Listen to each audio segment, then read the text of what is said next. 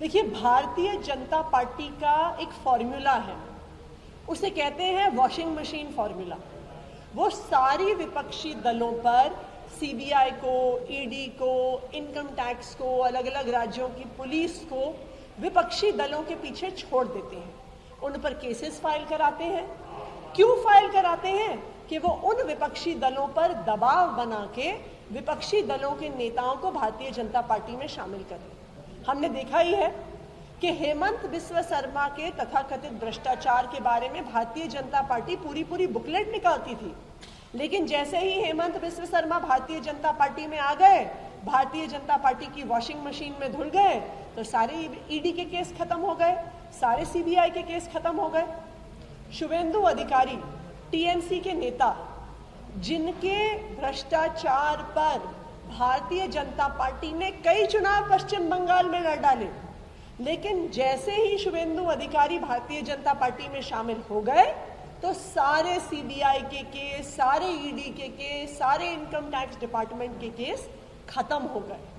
तो ये है फॉर्मूला भारतीय जनता पार्टी का कि विपक्ष के नेताओं पर केस लगवाइए, उन केसों का दबाव बनाइए और फिर उन विपक्षी पार्टियों के नेताओं को भारतीय जनता पार्टी में शामिल करिए। एक बार भारतीय जनता पार्टी की वॉशिंग मशीन में साफ हो जाते हैं तो सारा भ्रष्टाचार खत्म, सारे केसेस खत्म। आज एजेंसीज के इस दुरुपयोग के खिलाफ 14 विपक्षी पार्टियां सुप्रीम कोर्ट गई हैं।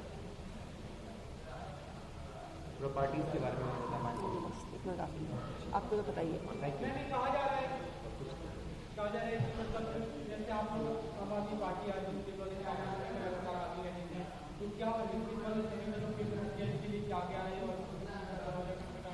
देखिए, आज पूरा देश ये देख रहा है कि हर विपक्षी दल के खिलाफ एक के बाद एक केसेस होते रहते हैं।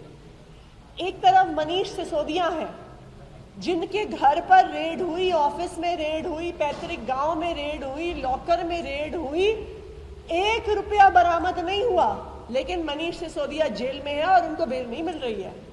दूसरी तरफ भारतीय जनता पार्टी के एक एमएलए के घर पर 8 करोड़ कैश बरामद होता है, लेकिन वो आज खुला घूम रहा है। तो ये बिल्कुल साफ है कि जो जांच एजेंसियां हैं, उनका सिर्फ और सिर्फ प्रयोग विपक्षी पार्टियों पर दबाव बनाने के लिए किया जाता है।